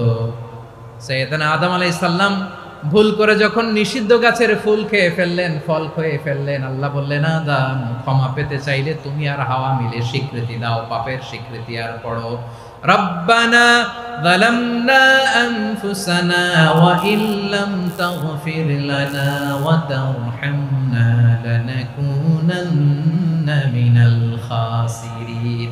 ও আল্লাহ, আমি আদম আর হাওয়া যালামনা আনফুসানা, আমরা আমাদের নফসের উপর বড় জুলুম করেছি আল্লাহ, ওয়া ইল্লাম তাগফির লানা ওয়া তারহামনা, আপনি যদি ক্ষমা না করেন, আপনি যদি দয়া পরবশ না হন, আপনি যদি রহম না করেন, আমরা তো ক্ষতিগ্রস্তদের মধ্যে শামিল হয়ে যাব। এই দোয়া করার সাথে সাথে সাইয়েদনা আদম আর হাওয়া আলাইহিস সালামকে ক্ষমা করে দিলেন কে? তাহলে এই দোয়ার 3 নম্বর অংশ তাকরীর, এটা আল্লাহ বড় পছন্দ করে। আমার কলিজার টুকরা ভাইয়েরা, গুনাহ করে শিকার যেতে হবে, এটা আল্লাহ ভালোবাসেন। সাইয়েদনা আবু বকর রাদিয়াল্লাহু তাআলা আনহু বিষ্ণু ইসলামকে বললেন, ইয়া রাসূলুল্লাহ আল্লিমনি দুআআন আদউ বিহি ফি সালাতি, নবী হে আপনি আমার এমন একটা স্পেশাল দোয়া শিখায়া দেন যে দোয়াটা আমি নামাজে পড়ব। নবী বললেন, তাহলে তুমি পড়ো আল্লাহুম্মা ইন্নী যালামতু নাফসি যুলমান কাসীরান ওয়া লা ইয়াগফিরুয যুনুবা ইল্লা আনতা ফাগফিরলি মাগফিরাতাম মিন ইনদিকা ওয়ারহামনি ইন্নাকা আনতাল গফুরুর রহিম। সুবহানাল্লাহ। সালাম ফেরানোর আগে পড়েন, কথা কয় না, পড়েন। ও আবু বকর, নামাজে যদি দোয়া করতে মনে চায় এই দোয়াটা পড়বা, আল্লাহুম্মা ইন্নী যালামতু নাফসি, আল্লাহ জুলুম করেছি আমার নফসের উপর, যুলমান কাসীরা, অনেক জুলুম, ওয়া লা ইয়াগফিরুয যুনুবা ইল্লা আনতা, আপনি ছাড়া এই জুনুব, এই পাপ ক্ষমা করার দ্বিতীয় কোনো রব নাই। আছে? আল্লাহ ছাড়া আমাদের গুনাহ আর কে কে ক্ষমা করতে পারে বলেন তো? কে পারে? কে? এজন্য আল্লাহরে বলবেন, আল্লাহ আমি ছাড়া তোমার গোলামের অভাব নাই, ও আমার রব আমি ছাড়া এই জমিনের বুকে তোমার গোলামের অভাব নাই, কিন্তু তুমি ছাড়া তো আমার দ্বিতীয় কোনো রব নাই। পারবেন বলতে? পারবেন? চোখের পানি ছেড়ে আল্লাহরে বলবেন, আল্লাহ তুমি আমার রব, তুমি আমার সব। কি বলবেন? আল্লাহ আমারে রব। সবাই বলুন, আল্লাহ আমারে রব, দমে দমে তনু মনে তারি অনুভব, আল্লাহ আমারে রব। আল্লাহরে বলেন, আল্লাহ তুমি আমার রব, তুমি আমার সব। আল্লাহ আমি ছাড়া এই জমিনে তোমার গোলামের অভাব নাই, তুমি ছাড়া আমার দ্বিতীয় কোনো রব নাই। এ কথা বলে চোখের পানি ছেড়ে আল্লাহরে স্বীকৃতি দেন, আল্লাহ আমি পাপী, আল্লাহ জামিনে আমার চেয়ে বড় পাপী আর কেউ নাই। ওযু করে সিজদায় লুটিয়ে পড়ে চোখের পানি ছেড়ে আল্লাহরে পাপের স্বীকৃতি দেন, আল্লাহ এমন কোন জুলুম নাই, গুনাহ নাই আমি করি নাই, সগীরা কবিরা, জেনে না জেনে, ইচ্ছায় অনিচ্ছায়, শিরকি বেদাতি সব গুনাহ করেছি। আল্লাহ আকাশের নিচে জমিনের উপরে আমার চেয়ে বড় গুনাহগার আর কেউ নাই। চোখের পানি ছেড়ে আল্লাহরে বলেন, আল্লাহ আমি ছাড়া তোমার গোলামের অভাব নাই, তুমি ছাড়া আমার দ্বিতীয় কোনো রব নাই, তুমি ছাড়া তো কেউ আমার গুনাহ ক্ষমা করার নাই, তুমি আমার রব, তুমি আমার সব। বলতে পারবেন? এই তাকরীর আমার পটুয়াখালীর ভাইয়া, এই স্বীকৃতিটা দেখতে আল্লাহ বড্ড ভালোবাসে, কারণ আমরা সবাই গুনাহগার, আমরা সবাই কি? বিশ্বনবী বলেন, কুল্লুকুম খাত্তাউন, আ বানি আদম তোমরা সবাই পাপী। সবাই কি? সবাই পাপী। আমরা সবাই পাপী, আপন পাপের বাটখারা দিয়ে অন্যের পাপ মাপি। আমরা যে পাপী এটা ভাবতে মনে চায় না কারণ, খালি অন্যের পাপ দেখি আমরা, এটা ভুল। ওর এই পাপ, ও পাপী, ও জালেম, ও জাহান্নামী, এরকম একটা টেন্ডেন্সি। আমার যে কি হালাত এটার খেয়াল নাই। খেয়াল করতে হবে যে আমি সবচেয়ে বড় পাপী, ঠিক কিনা বলেন? পাপ করি নাই এমন কেউ আছি? হ্যাঁ আছি। কেউ না জানলেও জানে কে আমার পাপের ঘটনা? পৃথিবী না জানুক আমি তো জানি, আমি কি পাপ করেছি হায়। ও আমার কলিজার টুকরা ভাইয়েরা, মাথাটাকে নিচু করে জীবনের সব গুনার ফিরিস্তিগুলো একটা একটা করে স্বীকার করে আল্লাহরে বলেন, আল্লাহ আমি পাপী, আল্লাহ আমার চেয়ে বড় পাপী এই দুনিয়াতে কেউ নাই, আকাশের নিচে জমিনের উপরে আমার চেয়ে বড় পাপী কেউ নাই। একটা একটা করে আল্লাহ স্বীকার করি আমি পাপী, সব পাপের স্বীকৃতি দিলাম। পৃথিবী না জানুক আমি তো জানি, আমি কি পাপ করেছি হায়। আমার পাপের করলে বিচার, বাঁচার আমার নাই উপায়। দয়াময় তুমি মাফ করো আমায়, মাফ করো আমায়। আল্লাহ তাআলা যদি দয়া করে আমাদেরকে মাফ না করে, আমাদের বাঁচার কোনো উপায় নাই। আপনি কি ভেবেছেন আপনার নামাজ দিয়ে আপনি জান্নাতে যাবেন? আপনি তাহাজ্জুদ গুজার, সেজদা দিতে দিতে কপালে দাগ ফেলেছেন, এটা আপনারা জান্নাতে নেবে না। আপনি এলাকার সবচেয়ে বড় হাতেম তাই দানশীল, এই দানের ভরসায় বসে আছেন, কশিন কালো না। আমাদের নামাজ, আমাদের রোজা, আমাদের ইবাদত, এগুলোকে মিজানের পাল্লায় উঠালে কোনো ওজনই হবে না। তবে আমাদের একটা কৌশল জানা আছে, আমরা আল্লাহর রহমতের ভিখারি। আমরা সেদিন আগেই গুনার স্বীকৃতি দিয়ে দেব।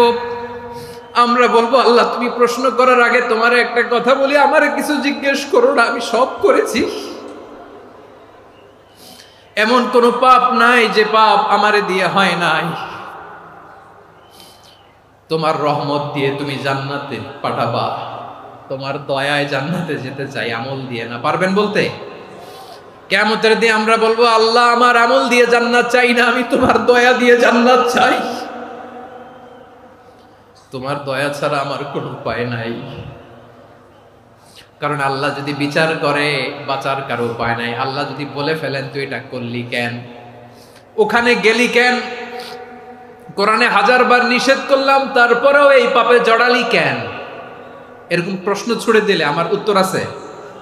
বাঁচার কোনো উপায় আছে? রোজ হাসরে হে আল্লাহ আমার করোনা বিচার, আল্লাহ করোনা বিচার। বিচার চাহি না তব দয়া চাহি, এ গুনাহগার করোনা বিচার। আপনার আমল দিয়ে জান্নাতে যাবেন? কি দিয়ে যাবেন? আল্লাহর দয়া দিয়ে। আল্লাহর রহম আর দয়া ছাড়া কেউ জান্নাতের চেহারাও দেখতে পাবে না। আমার প্রিয় ভাইরা, এই দোয়া আল্লাহর কাছে পছন্দনীয় হওয়ার কারণ 3টা। দোয়ার প্রথম অংশে আছে তাওহীদ, আল্লাহর একত্ববাদের ঘোষণা। এই দোয়ার দ্বিতীয় অংশ আছে তাসবিহ, আল্লাহর প্রশংসা সূচক বাণী। এই দোয়ার 3 নাম্বার অংশ পাপের স্বীকৃতি। তাহলে আমরা সবাই গুনাহগার। আমরা আল্লাহর কাছে পাপের স্বীকৃতি দিয়ে বলবো, ও আল্লাহ ইন্নী কুনতু মিনাজ জালিমিন, আমরা জুলুম করেছি, পাপ করেছি, অন্যায় করেছি, আল্লাহ বুঝতে পারি নাই। শয়তানের ওয়াসওয়াসায় পড়ে, বন্ধুর পাল্লায় পড়ে, নফসের খায়েশ মিটাতে যে আল্লাহ করে ফেলেছি। তুমি গুনাহ না মাফ না করলে আমাদের গুনাহ মাফ করার দ্বিতীয় কেউ নাই। ঠিক কিনা বলেন? এভাবে অনুতপ্ত হয়ে যদি আল্লাহর কাছে দোয়া করেন, দেয়ালে পিঠ থেকে গেছে, কোনো রাস্তা নাই বের হওয়ার, ওই মুহূর্তেও আপনাকে বিপদ থেকে উদ্ধার করবে কে? বিশ্বনবী চরম বিপদে পড়লে 2টা দোয়া পড়তেন। প্রথম হলো এটা, লা ইলাহা ইল্লা আনতা সুবহানাকা ইন্নী কুনতু মিনাল জালিমিন। এই দোয়াটা আমরা বেশি বেশি পড়ব প্রিয় ভাইরা। রাজি আছেন? সবাই আওয়াজ করে পড়ুন ইনশাআল্লাহ। আমার প্রিয় ভাইয়েরা, বিপদে পড়লে বিশ্বনবী আরো একটা দোয়া পড়তেন, লা ইলাহা ইল্লাল্লাহুল আযীমুল হালিম, লা ইলাহা ইল্লাল্লাহু রাব্বুল আরশিল আযীম, লা ইলাহা ইল্লাল্লাহু রাব্বুস সামাওয়াতি ওয়াল আরদি ওয়া রাব্বুল আরশিল কারীম। এই যে বললাম, রেকর্ড হয়ে গেছে। এখন তো আর ইনস্ট্যান্ট মুখস্থ না হলো, পরে মুখস্থ করে নেবেন। আল্লাহ ছাড়া কোনো উপাস্য নাই, তিনি সুমহান, মহা সহিষ্ণু। আল্লাহ ছাড়া কোনো উপাস্য নাই, তিনি সুমহান, আরশের অধিপতি। আল্লাহ ছাড়া কোনো উপাস্য নাই, তিনি আকাশের মালিক, জমিনের মালিক, তিনি সুবিশাল আরশের অধিপতি। সুবহানাল্লাহ পড়েন। এই দোয়াটা কেউ যদি পড়ে যদি এর ওসিলা করে দোয়া করে, তাকে বিপদ থেকে মুক্তি দেয় কে? মনে থাকবে আপনাদের? তাহলে বিপদের প্রথম ধাক্কায় কি যেন পড়তে হয়? ইন্না লিল্লাহ। তারপরে কি বলে আল্লাহর কাছে নিজেকে সঁপে দিতে হয়? দেয়ালে পিঠ থেকে গেলে লা ইলাহা ইল্লা আনতা সুবহানাকা ইন্নী কুনতু মিনাজ জালিমিন। দুই নম্বর হচ্ছে লা ইলাহা ইল্লাল্লাহুল আযীমুল হালিম, লা ইলাহা ইল্লাল্লাহু রাব্বুল আরশিল আযীম, লা ইলাহা ইল্লাল্লাহু রাব্বুস সামাওয়াতি ওয়াল আরদি ওয়া রাব্বুল আরশিল কারীম। মনে থাকবে? ইনশাআল্লাহ বলেন সবাই, আওয়াজ করে সবাই ইনশাআল্লাহ। অনেক সময় এমন হয় হঠাৎ বিপদের সম্মুখীন হই আমরা, রেডি হয়ে বের হয়েছে অফিসে, হঠাৎ অ্যাক্সিডেন্টে পড়ে যাই, হঠাৎ পেটের ব্যথায় অজ্ঞান, এরকম হয় না? আপনাদের হয় না? বিষ্ণু ইসলাম বলেন আকস্মিক দুর্ঘটনার বিপদ থেকে যদি কেউ বাঁচতে চায় সকাল সন্ধ্যা যেন প্রত্যেকে এই দোয়াটা পড়ে। সকালে যদি 3 বার পড়ে সন্ধ্যা পর্যন্ত হঠাৎ বিপদ থেকে সে রক্ষা পাবে। To be protected from sudden calamity, sudden disaster, sudden calamity, হঠাৎ বিপদ, হঠাৎ ভয়ঙ্কর কোন আকস্মিক বিপদ থেকে আল্লাহ বাঁচায় দিবে। সকালে পড়লে সন্ধ্যা পর্যন্ত প্রোটেক্টেড, সন্ধ্যাবেলায় যদি 3 বার পরে সকাল পর্যন্ত প্রোটেক্টেড। সুবহানাল্লাহ পড়ে। দোয়াটা কি? দোয়াটা হচ্ছে বিসমিল্লাহিল্লাযী লা ইয়াদুররু মা ইসমিহি শাইউন ফিল আরদি ওয়ালা ফিস সামাই ওয়া হুয়াস সামিউল আলিম। ছোট না? অনেক ছোট, মুখস্থ করবেন। বিসমিল্লাহিল্লাযী লা ইয়াদুররু মা ইসমিহি শাইউন ফিল আরদি ওয়ালা ফিস সামা। ওই আল্লাহর নাম নিচ্ছি যে আল্লাহর নামের বরকতে আকাশ জমিনের কোনো কিছু কারো কোনো ক্ষতি সাধন করতে পারে না। তিনি সর্বশ্রোতা, সর্বজ্ঞ। সুবহানাল্লাহ পড়েন। পড়বেন এই দোয়াটা, বিসমিল্লাহিল্লাযী লা ইয়াদুররু মা ইসমিহি শাইউন ফিল আরদি ওয়ালা ফিস সামাই ওয়া হুয়াস সামিউল আলিম। ফজরের পরে 3 বার, মাগরিবের পরে 3 বার যদি কেউ পড়ে প্রোটেক্টেড, যে কোনো হঠাৎ বিপদ থেকে প্রোটেক্টেড। প্রোটেক্ট করেন কে? ওই আল্লাহর নাম নিচ্ছি যে আল্লাহর নামের ওসিলায় আকাশ জমিনের কোনো কিছু কোনো ক্ষতি করতে পারে না। সুবহানাল্লাহ পড়েন। আচ্ছা, এবার আমাদের জীবনে দুশ্চিন্তা আছে না নাই বলেন? Tension, hyper tension, anxiety, depression, চিন্তা টেনশন নাই এরকম কে কে আছে দেখি? হাত তোলেন। ওই যে হাত তুলছে এক আল্লাহর ওলি, ওই যে টেনশন নাই তোমার, মাশাআল্লাহ। ও না বুঝে তুলছে, জোকের চোটে, জোশের ঠেলায় ধাক্কায় তুলে ফেলছে। সবার জীবনে টেনশন আছে না নাই?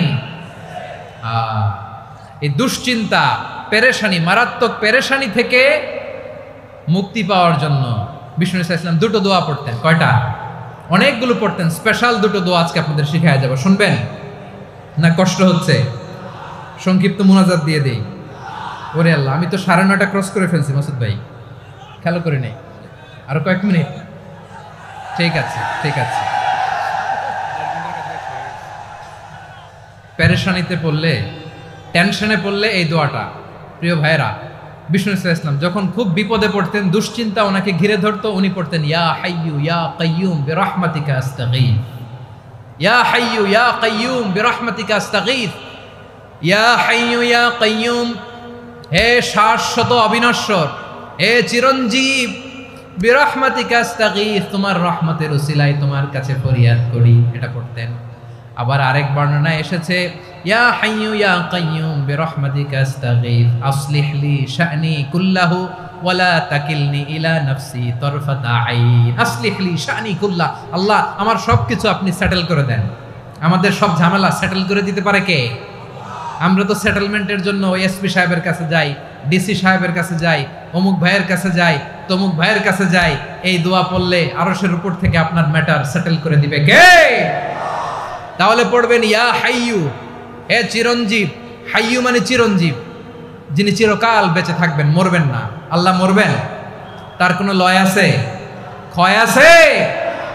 সূরা রহমানে আল্লাহ বললেন কুল্লু মান আলাইহা ফানি ওয়া ইয়াবকা ওয়াজহু রাব্বিকা দুল জালালি ওয়াল ইকরাম ফাবিআইয়ি আলাই রাব্বিকুমা তুকাযিবান। জমিনে যা আছে সব ফান, ভ্যানিশ হয়ে যাবে, নিশ্চিহ্ন হয়ে যাবে, শেষ হয়ে যাবে, সব বিলুপ্ত হয়ে যাবে একজন ছাড়া। জোরে বলেন তিনি কে? ইয়া হাইয়ু। আমার সাথে আওয়াজ করে পড়েন ইয়া হাইয়ু ইয়া কাইয়ুম ইয়া হাইয়ু ইয়া কাইয়ুম বিরহমাতিকা আস্তাগীথ আসলিহ লি শা'নি কুল্লা ওয়ালা তাকিলনি ইলা নাফসি তরফাতা আইন। এভাবে দোয়া করলে আপনাকে বিপদ মুক্ত করবে কে? এই দোয়াটা কেন পছন্দ আল্লাহর কাছে? কারণ এখানে আল্লাহর দুইটা সুন্দর নাম আছে, গুণবাচক নাম, আল হাই, আল কাইয়ুম, এই দুটো নাম আছে এখানে। আবার এই দুইটা আয়াতুল কুরসির অংশ। আয়াতুল কুরসির শুরু তো এটা আছে না নাই? হ্যাঁ, আছে না নাই? 3 নাম্বার কারণ এটা ইসমে আজম। কোন দোয়াটা ইসমে আজম? যে দোয়া ওসিলায় দোয়া করলে আল্লাহ দোয়া ফেরায় না। অনেকগুলো মত আছে, সবচেয়ে ভ্যালিড মত হচ্ছে এটা, ইয়া হাইয়ু ইয়া কাইয়ুম, এর ওসিলা দিয়ে দোয়া করলে দোয়া কবুল করে কে? 2 নম্বরে বিশ্বনবী মারাত্মক বিপদে পড়লে আরেকটা দোয়া পড়তেন, আল্লাহুম্মা ইন্নী আবদুক। আগে দোয়াটা পড়ি, শুনেন। আল্লাহুম্মা ইন্নী আবদুক ওয়া ইবনু আবদিক ওয়া ইবনু আমাতিক নাসিয়াতি বিয়াদিক মাদিন ফিয়া হুকমুক আদলুন ফিয়া কাদাউক আসআলুকা বিকুল্লি ইসমিন হুয়া লাক সাম্মাইতা বিহি নাফসাক আও আনসালতাহু ফি কিতাবিক আও আল্লামতাহু আহাদাম মিন খালকিক আও ইস্তা'সারতা বিহি ফি ইলমিল গায়বি ইনদাক আন তাজআলাল কুরআনা রাবিআ কলবি ওয়া নূরা সাদরি ওয়া জালাআ হুজনি ওয়া যাহাবা হাম্মি। সুবহানাল্লাহ পড়েন। বিষ্ণুই বলতেন, আল্লাহুম্মা ইন্নী আবদুক, ও আল্লাহ আমি আপনার গোলাম, ওয়া ইবনু আবদিক, গোলামের ঘরের গোলাম, ওয়া ইবনু আমাতিক, বাদির ঘরের গোলাম। মানে আল্লাহ আমি আপনার গোলাম, আমার বাবা আব্দুল্লাহ ছিল আপনার গোলাম, আমার মা আমিনা ছিল আপনার বাদী। মানে আমরা গোলাম বংশের, সব গোলাম। নিজের এর চেয়ে আর ছোট করে আল্লাহর কাছে উপস্থাপন করা যায় আমার ভাইরা? কথা কি বুঝতেছেন? নিজেকে এর চাইতে ছোট, নগণ্য আর তুচ্ছ করে আল্লাহর সাথে প্রেজেন্ট করা যায়? বিশ্বনবী বললেন, ও আল্লাহ আমি আপনার গোলাম, গোলামের ঘরের গোলাম, দাসীর ঘরের গোলাম, নাসিয়াতি বিয়াদিক, আমার মাথার চুলের ছুটি আপনার হাতের মুঠোয়, আপনি ডানে টান দিলে আমি ডানে যেতে বাধ্য, আপনি বাঁয়ে টান দিলে বাঁয়ে যেতে বাধ্য। সুবহানাল্লাহ বলেন। পিছনে 2-1 ভাই দাঁড়ালেন কেন? হ্যাঁ, বসুন। জায়গা চেঞ্জ করতেছে, সেই দুপুর থেকে বসে আছে, আমি জানি। মাশাআল্লাহ, কেউ 2-1 বেরিয়েছে, গ্যাপ পূরণ করতেছে। মাশাআল্লাহ। পড়েন সুবহানাল্লাহ আলহামদুলিল্লাহ লা ইলাহা ইল্লাল্লাহু মুহাম্মাদুর রাসূলুল্লাহ সাল্লাল্লাহু আলাইহি ওয়াসাল্লাম। বিশ্বনবী বললেন, আল্লাহ আমার মাথার চুলের ঝুঁটি আপনার হাতের মুঠোয়। আচ্ছা, এইভাবে কাকে ধরা হয়? যে খুব ছোট, ঠিক কি না? নিজেকে কত ছোট করলেন বিশ্বনবী। ও আল্লাহ আমার মাথার চুলের ঝুঁটি আপনার হাতের মুঠোয়, আপনি ডানে টানলে আমি ডানে যাব, বাঁয়ে টানলে বাঁয়ে যাব। আল্লাহ আসআলুকা বিকুল্লি ইসমিন হুয়া লাক নাসিয়াতি বিয়াদিক মাদিন ফিয়া হুকমুক, আপনার নির্দেশ আমার উপর কার্যকর হবেই হবে। আদলুন ফিয়া কাদাউক, আপনার ফয়সালা, যেই ফয়সালাই আপনি আমার জন্য করেন এটাই ইনসাফ। সুবহানাল্লাহ বলেন। আমরা আল্লাহর ফয়সালায় সন্তুষ্ট হতে চাই না। কত কমপ্লেইন, আল্লাহ তুমি এটা দিলা না, ওইটা পাইলাম না, ওইটা হইল না রে, এরকম অভিযোগ, কমপ্লেইন আমাদের আছে না নাই? আর বিশ্বনবী বলতেন, আদলুন ফিয়া কাদাউক, আল্লাহ আমার জন্য তোমার যেটা ফয়সালা এটাই সবচেয়ে শ্রেষ্ঠ ইনসাফ, এর চেয়ে ইনসাফ আর হতে পারে? এভাবে কায় মনোবাক্যে আল্লাহর কাছে বিশ্বনবী দোয়া করতেন।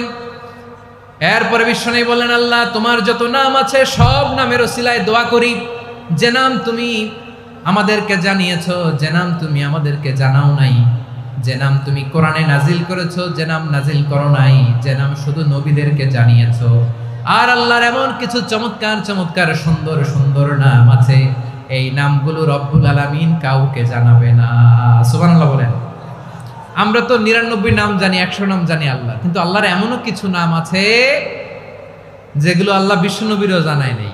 এগুলো আল্লাহ ইলমুল গায়বে রেখে দিয়েছেন। দোয়ার সময় বলবেন, আল্লাহ তোমার যেই নামগুলো জানি, যেগুলো জানি না, যেগুলো কোরআনে আছে, যেগুলো নাই, যেগুলো নবীরে খাস ভাবে জানাইছো ওগুলোর উসিলায়, যেগুলো কোনোদিন জানাবাও না, তোমার ওই নামের উসিলাও তোমার কাছে চাই। আল্লাহ কোরআনকে আমার হৃদয়ের বসন্ত বানাও, আমার বক্ষের জ্যোতি বানাও, আমার চিন্তা দুশ্চিন্তা তুমি দূর করে দাও।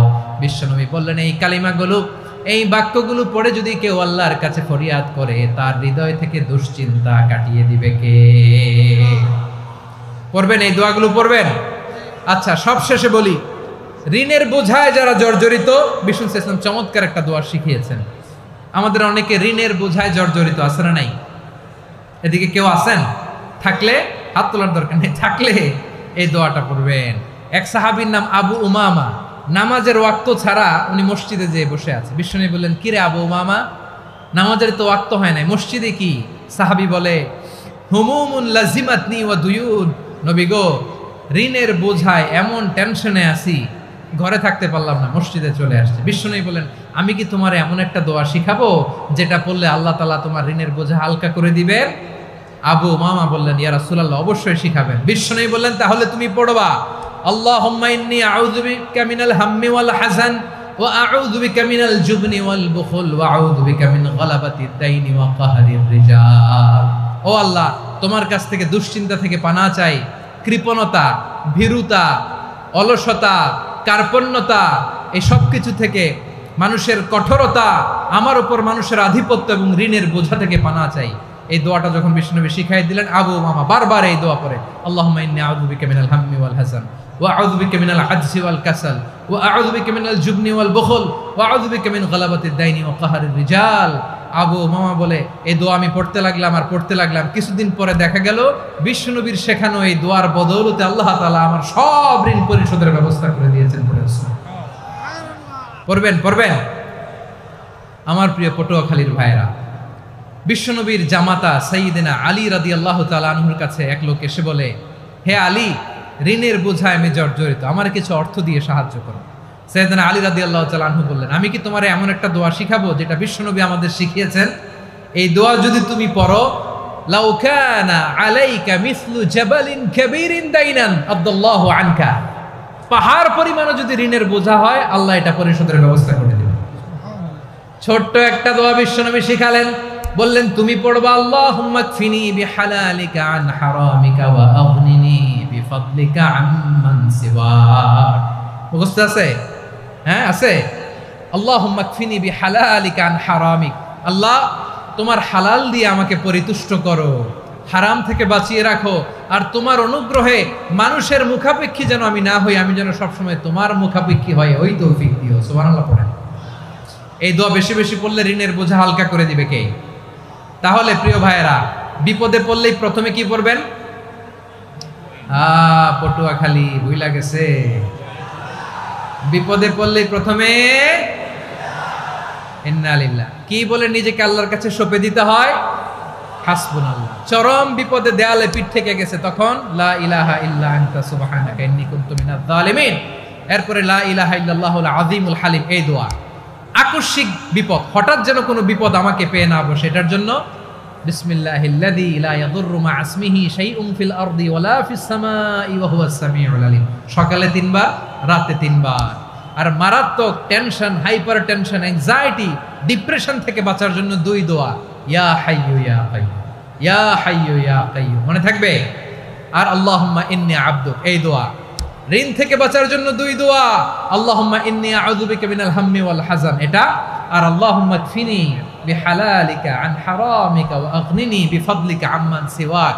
আর সব সময় পড়ার জন্য একটা আমল দিয়ে যাই, উঠতে বসতে, অফিসে যাচ্ছেন, অফিস থেকে ফিরতেছেন, বসে আছেন, শুয়ে আছেন, ছোট্ট এক শব্দে আমরা যেন বেশি বেশি পড়ি, আস্তাগফিরুল্লাহ। আওয়াজ করে আমার সাথে পড়ুন, আস্তাগফিরুল্লাহ। আবার পড়ুন, আস্তাগফিরুল্লাহ। আল্লাহ রাসূল সাল্লাল্লাহু আলাইহি ওয়াসাল্লাম বলেন, মান লাজিমাল ইস্তিগফার, যে সব সময় এরকম ইস্তিগফারের সাথে লেগে থাকে, জাআলাল্লাহু লাহু মিন কুল্লি যিকিন মাখরাজা, আল্লাহ তাআলা তাকে কোনো বিপদে আটকান না, সে জীবনে আটকাবে না, যে কোনো বিপদে আল্লাহ তার রাস্তা বের করে দিবে। Way out, you will get a way out and solution. সুবহানাল্লাহ। ওয়া মিন কুল্লি হাম্মিন ফারাজা, দুশ্চিন্তা মুক্ত হবে। ওয়ায়ারযুকহু মিন হাইসু লা ইয়াহতাসিব, এমন জায়গা থেকে আল্লাহ রিজিকের বন্দোবস্ত করবে যেটা সে কল্পনাও করে নাই। আওয়াজ করে পড়েন সুবহানাল্লাহ। তাহলে মনে থাকবে আস্তাগফিরুল্লাহর কথা। সব শেষ কথা বলবো, সব শেষ। আমার প্রিয় ভাইয়েরা, এটা গেল নিজের বিপদ। কিসের বিপদ? নিজে যদি বিপদে পড়েন। অন্যের বিপদ যদি দেখেন, এটার জন্য একটা দোয়া আছে। অনেক সময় আমরা দেখি হাসপাতালে ক্যান্সারের 3rd স্টেজে চলে গেছে, লোকটা হ্যাংলা হয়ে, চিকন হয়ে, হায়রে কি কষ্ট পায়, দেখি না? বিশ্বনবী বলে, একটা দোয়া যদি কেউ অন্যের কোনো বিপদ দেখে পড়ে, ওই বিপদ তার জীবনে কখনো আসবে না। শুনবেন? শোনার আগ্রহ আছে? অনেক সময় হয় যে আমরা মহাসড়ক দিয়ে যখন চড়ি, দুর্ঘটনায়, আইরে আল্লাহ, দুর্ঘটনায় মানুষের মাথা একদিকে, দেহ আরেকদিকে, ব্লিডিং, এরকম হয় না? আল্লাহ তুমি হেফাজত করো। বিশ্বনবী বলেন এই দুর্ঘটনা দেখে কেউ যদি এই দোয়াটা পড়ে, তার জীবনে সে কোনোদিন এরকম অ্যাক্সিডেন্টের সম্মুখীন হবে না। শুনবেন? বিশ্বনবী বলেন অন্যের বিপদ দেখে কেউ যদি পড়ে, আলহামদুলিল্লাহিল্লাযী আফানি মিম্মা বাতালাকা বিহি ওয়া ফাদ্দালানি আলা কাসীরিম মিম্মান খালাকা তাফদীলা, মানে প্রশংসা সে আল্লাহর, যে আল্লাহ তাআলা তোমাকে যেই জিনিস দিয়ে পরীক্ষা করেছে, আমাকে ওইটা থেকে বাঁচিয়ে দিয়েছে। তোমাকে আল্লাহ যেই বিপদে ফেলেছে, আমাকে ওই বিপদ থেকে তিনি মুক্ত রেখেছে, আর তার অনেক সৃষ্টির উপর আমাকে তিনি প্রাধান্য দিয়েছে। সুবহানাল্লাহ পড়েন। যে কোনো বিপদ, কারো ক্যান্সার দেখে যদি এই দোয়াটা আপনি বিশ্বাসের সাথে পড়েন, জীবনে কোনোদিন ক্যান্সার রোগে আক্রান্ত হবেন না। দুর্ঘটনা দেখে যদি পড়েন, ওই দুর্ঘটনা আপনাকে স্পর্শ করবে না। যে কোনো কারো বিপদ দেখে যদি কোনো বিশ্বাসী বান্দা এই দোয়া পড়ে, বিশ্বনবী বলেন লাম ইউসিবহু যালিকাল বালা, ওই বিপদ তাকে আর ধরবে না। উফিয়া মিনহু মিন যালিকাল বালা কাইনাম মা কান, সে যতদিন হায়াত পাবে কোনোদিন ওই বিপদ তাকে স্পর্শ করবে না। এই দোয়াটা পড়তে রাজি আছেন আমার প্রিয় ভাইরা? তাহলে পুরো আলোচনার সেন্ট্রাল থিম হচ্ছে আমাদের জীবনে বিপদ আসবে, কষ্ট আসবে, দুঃখ আসবে, কিন্তু বিপদে আপদে আমরা হাল ছেড়ে দিব না, হতাশ হব না। মুমিন হতাশ হয় না, নিরাশ হয় না, হাল ছেড়ে দেয় না। মুমিন ভরসা রাখে একজনের উপর। আওয়াজ করে বলুন, যিনি কে? বিপদে পড়লে আমাদেরকে উদ্ধার করে কে? আবার আমাদেরকে যদি কোনো নেয়ামত আল্লাহ দিতে চান, ওইটা কেড়ে নেওয়ার ক্ষমতা কারো আছে? তাহলে আমরা কানেক্টিভিটি বাড়াবো কার সাথে? আমাদের প্রার্থনার ফরিয়াদের হাত তুলবো কার কাছে? রাজি আছেন পটুয়াখালীর ভাইয়েরা? মনে থাকবে কথাগুলো? আল্লাহ তাআলা আমাদের সবাইকে কথাগুলো বোঝার ও আমল করার তৌফিক দান করুন। আমি আপনাদের আতিথেয়তা, আপনাদের ভালোবাসায় মুগ্ধ হয়েছি, ইমপ্রেসড হয়েছি।